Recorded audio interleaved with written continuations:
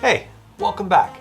Now today we're going to make a spirit-forward whiskey-based cocktail that's akin to an old-fashioned, but it's a little less sweet and a little more herbaceous, and I think you're going to love it. It's called the Toronto. Now, this cocktail's been around for like 100 years, and it was originally called the Fernet Cocktail because it has Fernet in it. But it was super popular with Canadians in the city of Toronto, so it eventually became known as the Toronto Cocktail. Now this is a really simple cocktail, and in order to make it, you're gonna need some whiskey. So the Toronto is typically made with rye, and today I'm using Pendleton 1910 rye. This is 100% Canadian rye whiskey.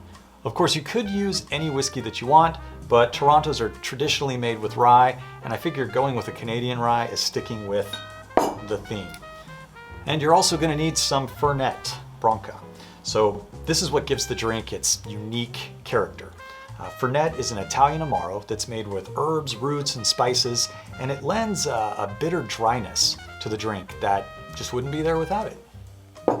Now to sweeten the drink, you're gonna need some kind of simple syrup.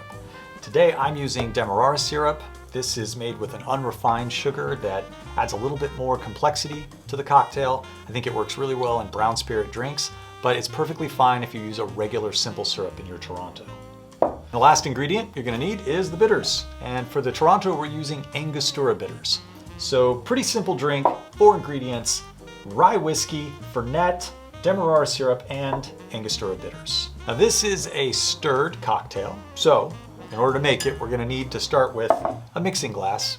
Make sure you got a bar spoon handy. And we're just gonna start adding our ingredients to that. I like to begin with my rye whiskey. So I'm gonna add 2 ounces of our Canadian rye. I really like this rye. It's aged 12 years, so it's got all that rye spiciness, but it also has like a softness from the aging process. Now the next ingredient is gonna be our Fernet. So we're gonna add only a small amount because this stuff is really pungent. We're gonna do a 1/4 ounce of Fernet. Then we'll add our sweetener, which is our Demerara. We'll do 1/4 ounce. And lastly, we're gonna add our bitters. So we're gonna add 2 dashes of Angostura bitters.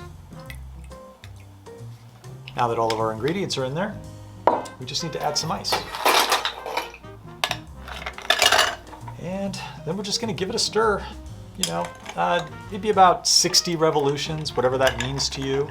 I like to stir for about 15 seconds or so. If you want the drink to be a little bit more diluted, you can, stir it longer. All right, that looks good. And I've got a nice frozen glass here. And all we need to do is strain it out into the glass.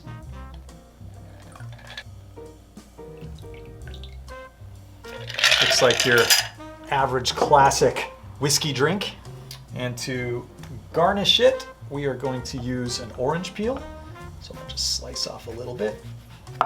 Express a little orange oil over the top. And then of course, we can make a little garnish out of it. Place it on the rim. That's a Toronto. Pretty simple. Easy drink. Classic. Let's give it a shot and see how we did.